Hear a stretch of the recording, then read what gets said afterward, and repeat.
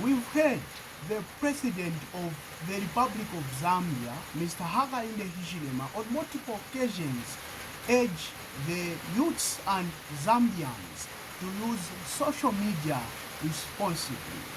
I want us to talk about the power of social media. Someone might ask, what are we even talking about? In short, what is social media? In an analogy, imagine social media like a traditional African village consisting of 1. The village square, where everyone gathers to hear and share news, debates, and stories. That is why we can talk of Facebook and X or Twitter. Number 2, the storyteller's fire. Remember back in the day here in Africa, we used to have situations where people are seated around the fire, they are telling and listening to stories. That's why you go for captivating visuals, history, and culture passed down through photos and videos. And that is where you can talk of Instagram and TikTok. Number 3, the professional guide meeting, where people in the same trade connect, share skills, and find work. And that is where we talk of LinkedIn. Number 4, the private family compound, where you chat only with your close family and friends. And that is where we talk of WhatsApp and Facebook. Let's now talk about the big players of social media and what they are for. Number 1, Facebook. This one has everything. It's for connecting with your family and friends, for joining community groups like your town's association group. An example is Mufulia, my hometown. And it is also for selling goods and services. Number 2 is X or Twitter. This one is for real-time conversations. It is used for following news, debating politics, and hearing directly from public figures. Number 3, WhatsApp. This one is more like a digital compound. It's for private chats, family groups, and small business communications. It is more personal and private. Number 4, Instagram and TikTok. These ones are the visual stages for sharing photos and videos. They are powerful for artists, comedy, fashion, and culture. The TikTok algorithm is especially powerful and good for showing your content to people that don't even follow you. Number 5, LinkedIn. This one is for professional network. It is for posting your CV, connecting with colleagues, looking for jobs, and also establishing yourself as an expert in your field. Now, since we know what it is and its big players, let's now talk about its power. What can it actually do? Number 1, the power of connection and community. Before social media, connecting and staying connected with a person who moved, say, from Kitwe to Lusaka was hard. But now, it's instant and free. This is its power. It shrinks the continent and the world. You can find and join groups for your specific tribe, university, or people that share the same interests as you. This builds powerful communities that support each other. Number 2, the power of information and news. During events like the floods that recently hit Eastern Province, What was the first source of information? Oftenly, it was social media. This is its power. It bypasses traditional gatekeepers like government, TV, and newspapers. Information can be spread instantly. It gives a voice to the voiceless. A citizen with a phone and data can now report news from their communities. Number three, the power of business and marketplace. Think of the informal sector or the marketplace. Your customers are only those people that walk by your products or your shop, but social media has changed that. And this is its power. It gives every small business a shop window to the world. A lady making vitumbua and munkoyo in Mufulira can now show it to someone in Kitwe or Lusaka. A farmer selling maize in Vubui can now connect directly with buyers in Lusaka or the Copperbelt. It's a powerful tool for marketing, selling, and building a brand. Number four, the power of influence and social change.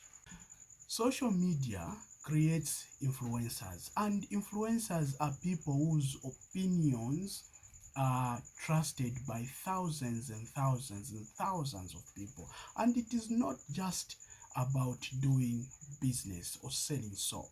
This is its power.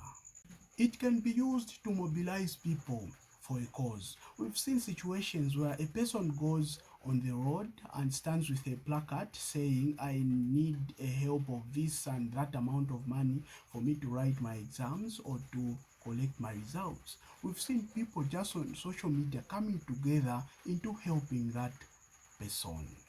It can be used to hold leaders accountable. It is recently we saw the Ndola Sakanya road. One person made a video to say this road was constructed just some months back, but look, it is wearing out. And we saw the Copperbelt Province Minister went that side and demanded that instead of mending that road, the contractors should redo the road. It can also be used to shape public opinion.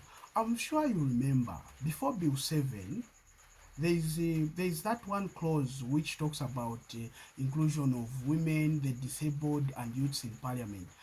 The president first made that public at Women's Day celebration last year, and social media took its course. People started talking about it, and I guess that is what even rallied members of parliament to vote for that.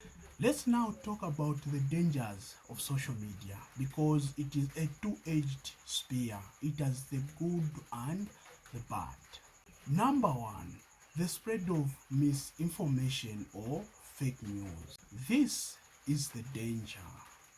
Fake news spreads faster than the truth.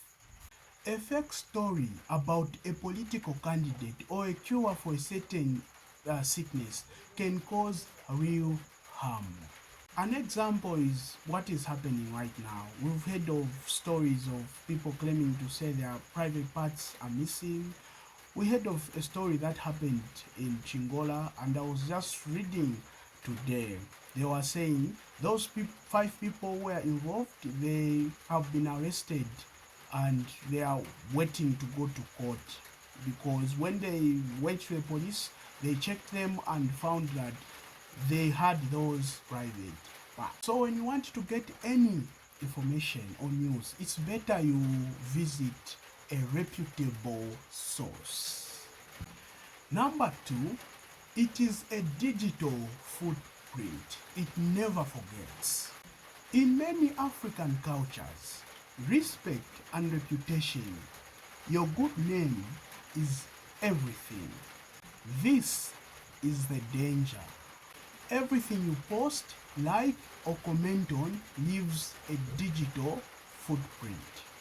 That angry post you made as a teenager, or those nude photos or videos you posted can be found years later by your employer or your future in-laws. Be very intentional about what you put online.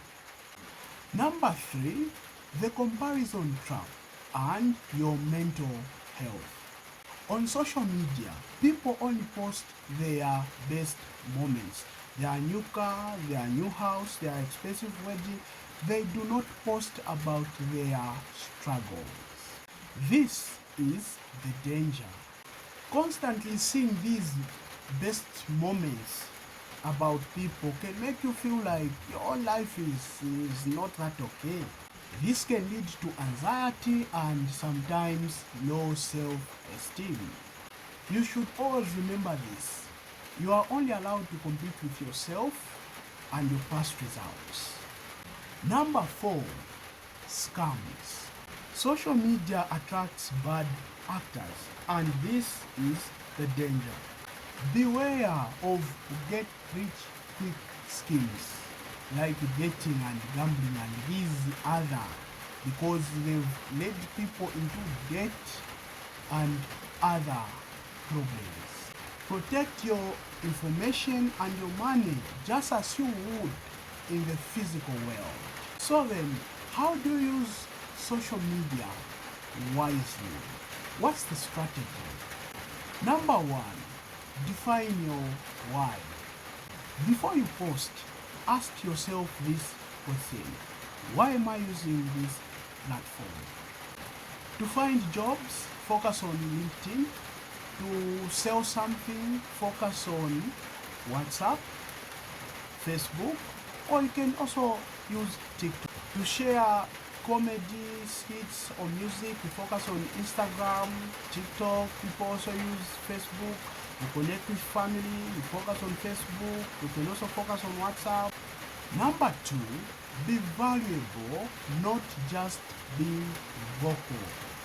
The most powerful people on social media are those who add value. So ask yourself, can I educate someone?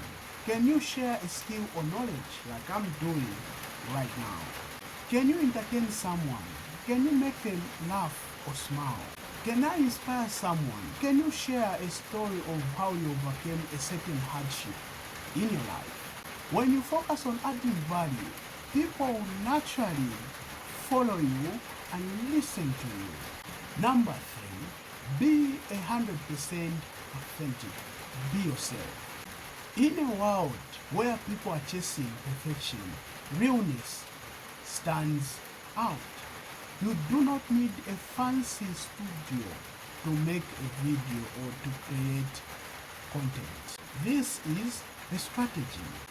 Speak in your own voice, share your own experiences, and connect with people on a human level. An African filming themselves in their simple shop, showing people their products and explaining to them, can be more powerful than a fake commercial. Number 4, the rule of consistency. You cannot post once and expect to become a star. You cannot open a shop today and expect all the customers to come today. This is the strategy.